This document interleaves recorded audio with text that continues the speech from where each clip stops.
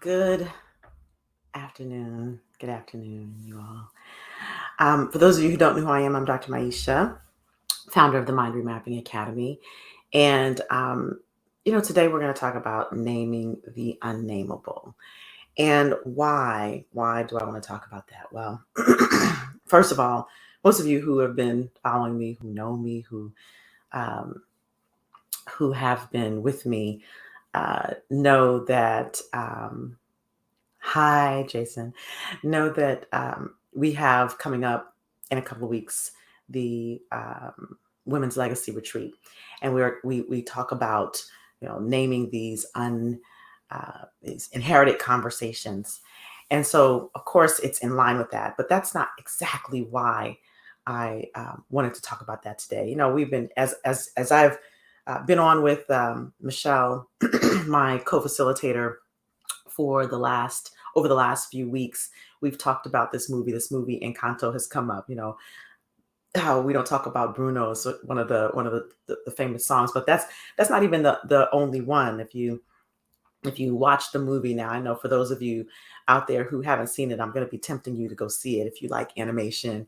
One of the reasons why that movie hit, I think, so hard with people is that with with adults, actually, because it was very relatable. It was very relatable. There are so many things that go unnamed, and they go unnamed for various reasons. They go unnamed because maybe we grew up in a culture where you just suck it up. Maybe we grew up in an environment where you're to be seen and not heard. Maybe there are consequences for naming certain harms or behaviors or things that you see.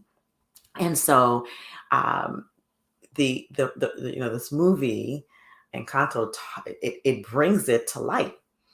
It brings it um, to consciousness, this these things that we don't talk about. And specifically, they were talking about not talking about Bruno, obviously, who is this misunderstood brother who, they would uh, box in as having some type of mental health break or mental break, the way I perceived it, right? Anyone who watches the movie can perceive it in their own way, the black sheep, the outcast, the whatever the case may be. But when you listen to, when you take a step back and you look at the theme of that, it is all about these things that we don't talk about. And one of the things we don't talk about are the stresses and the pressures, especially as like highly trained professionals. So there was another song with and I'm trying to remember her name, the very, very strong sister, talking about the drip, drip, drip of the pressure. And again, she's not trying to talk about it, right? She's not naming it. And the young lady is the only one who's really trying to talk about and name these things.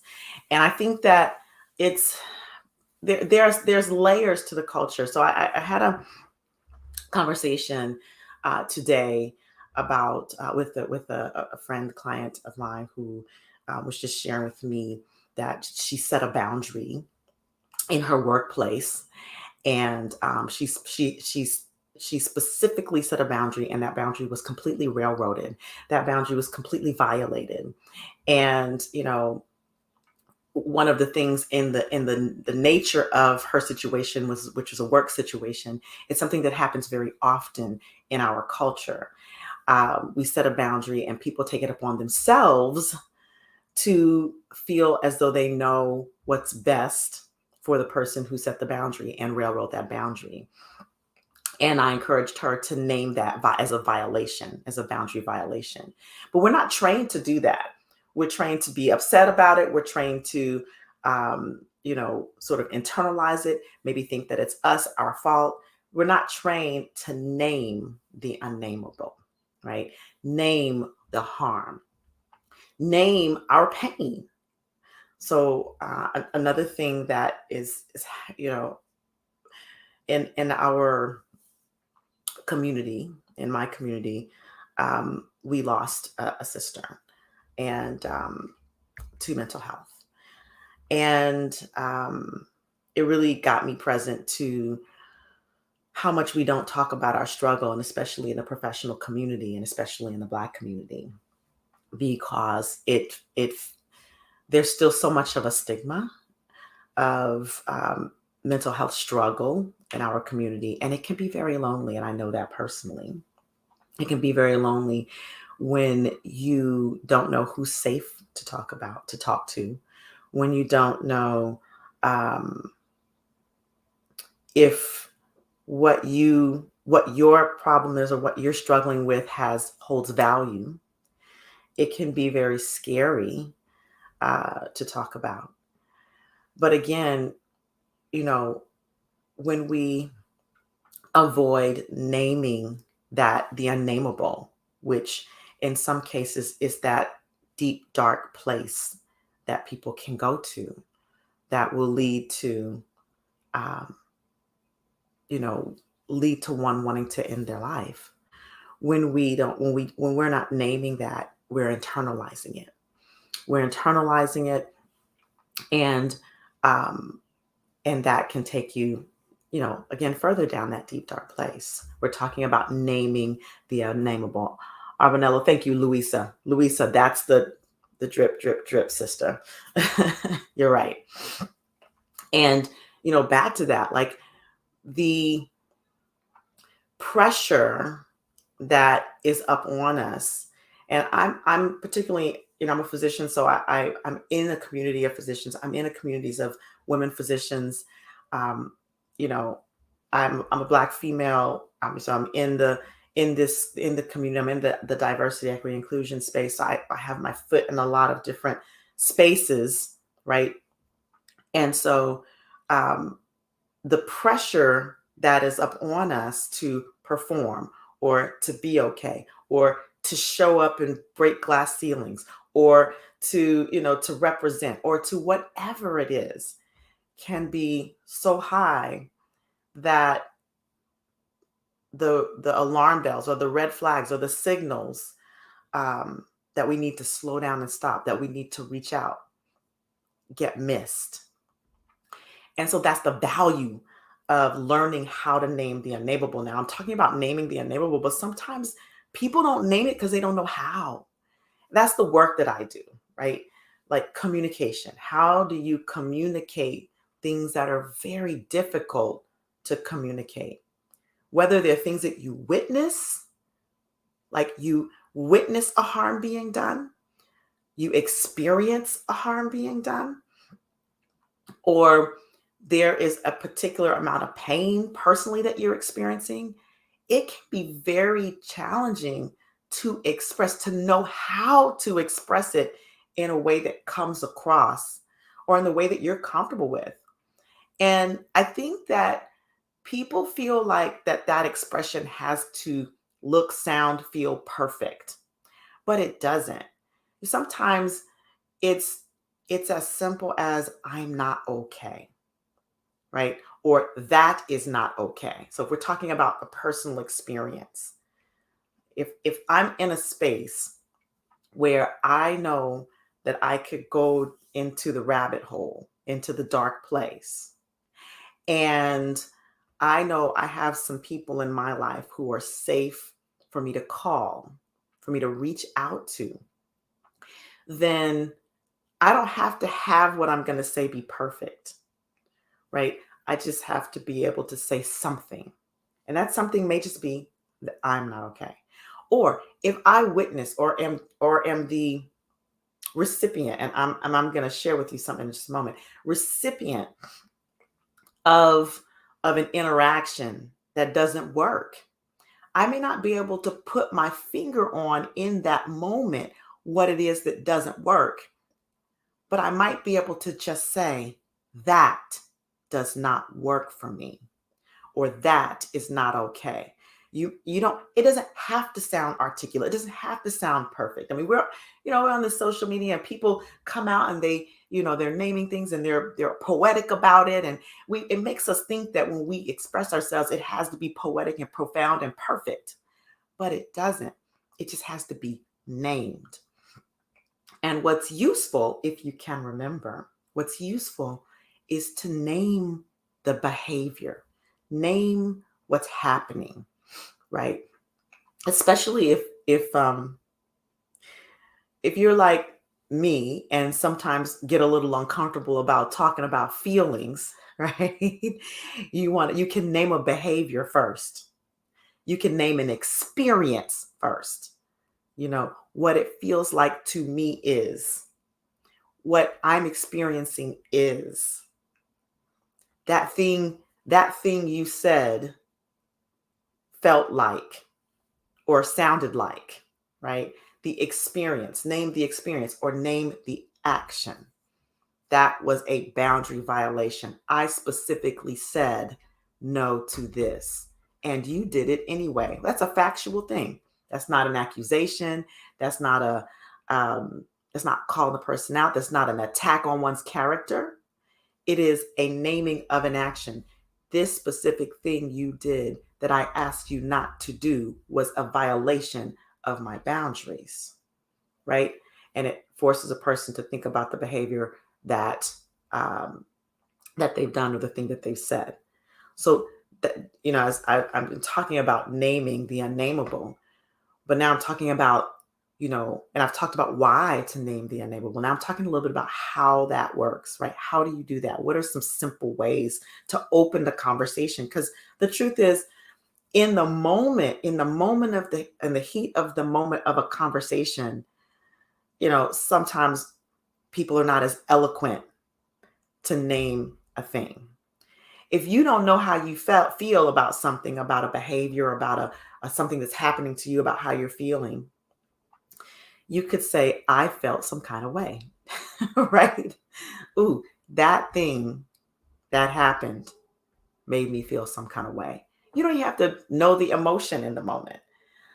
And the reason that I'm sharing this is to give space to people who feel like they need to express something, but they don't know what to express or how to express, right? What is the first little step to opening a conversation when a harm has been done, or when you're not feeling safe, or when you're not feeling comfortable, or when you're in that deep, dark place, you know? And so, um,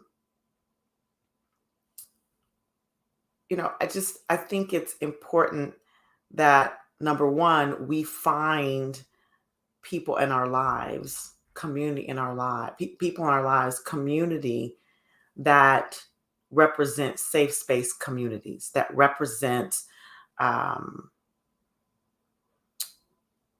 people who will lift us up in those times, people who we can be our most authentic self with, people who, when we're at our lowest points, we can go to. So that's the first thing. When we have those people in our lives, it allows us the space to be able to name those things that feel unnameable to us, that feel difficult to name, that we can't maybe access in words. And we can start with the I'm not okay. And the person doesn't necessarily have to try to fix us, right? When we have community in our lives, we can be anchored by that community, right? Anchored, meaning grounded by that community. And we can know that we're not alone, right? We're not alone, whether it's in the space of, how do I say, in the space of witnessing harm or vicarious trauma, community trauma, whether it's personal trauma that you're experiencing.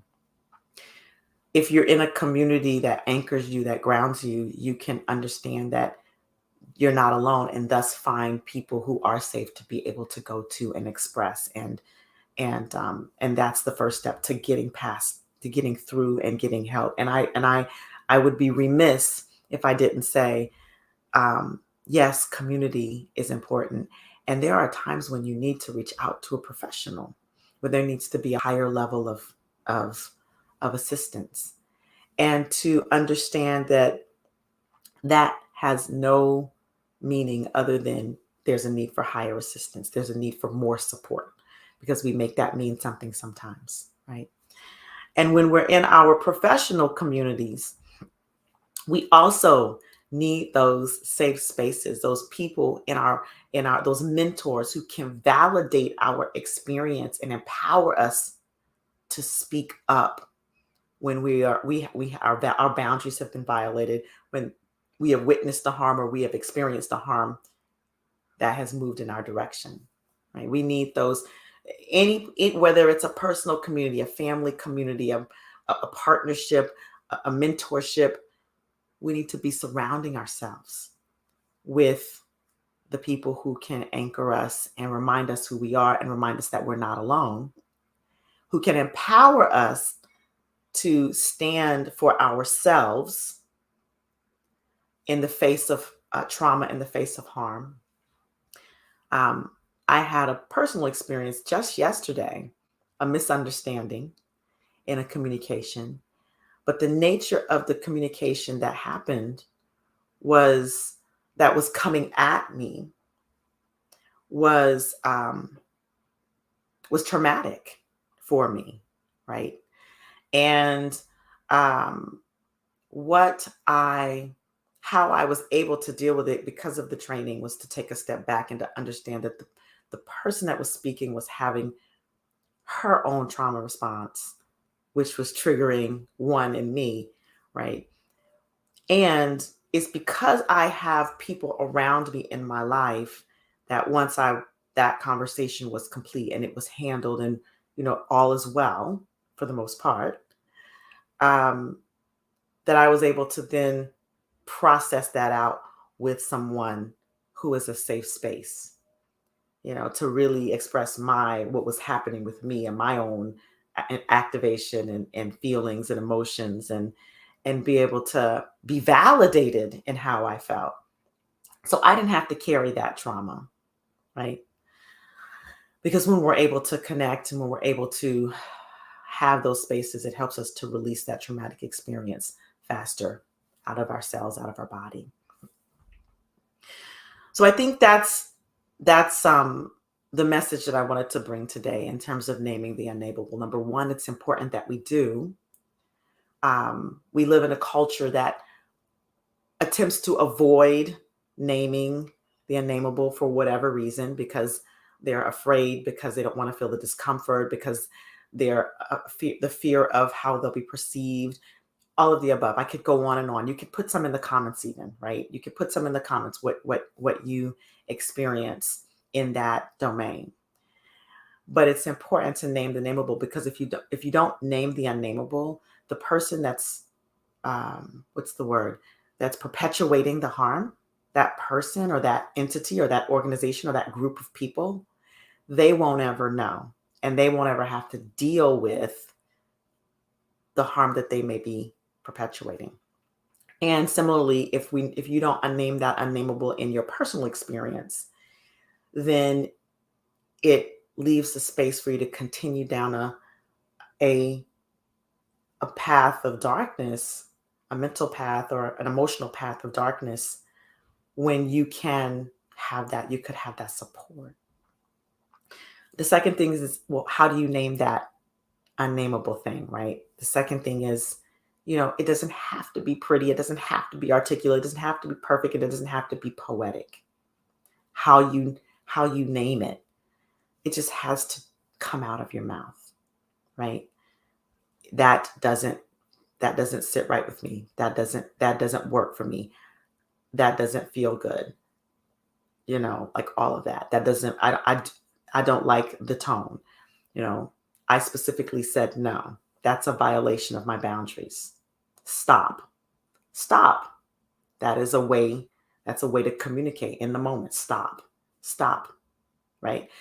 And and then the third thing is having those communities of safe spaces and those people who are safe spaces to be able to process out harm, to be able to advocate for you, to be able to validate your experience, to be able to support you in dark times, having the communities to anchor you so that you know you're not alone, and having the individuals, whether they be personal, family, friends, or professionals, that can empower, support, and validate what's happening and help you to move through to a workable solution or a workable place. So I hope that was helpful. And as you know, we have the Women's Legacy Retreat coming up.